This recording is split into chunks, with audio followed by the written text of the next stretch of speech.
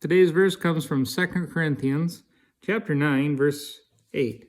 And God is able to make all grace abound toward you, that you, always having all sufficiency in all things, may have an abundance for every good work.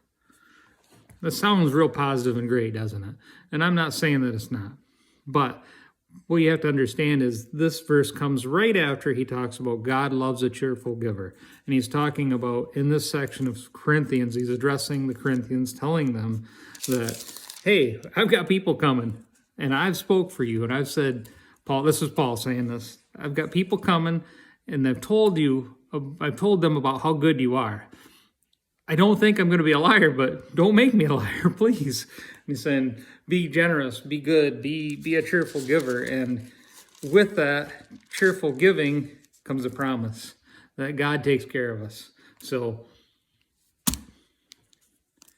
God is able to make all grace abound toward you, that you always, having all sufficiency in all things, may have an abundance for every good work. So do good things. God's with you. He answers the promise. When we are a cheerful giver, he returns that back for us. And that shouldn't be the reason. That shouldn't be our heart behind what we do when we do give.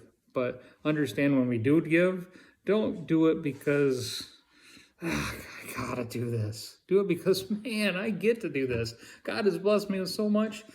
I get to give back in some way, shape, or form. Giving can be money. It can be your time. It can be efforts. It could be your talents, your gifts.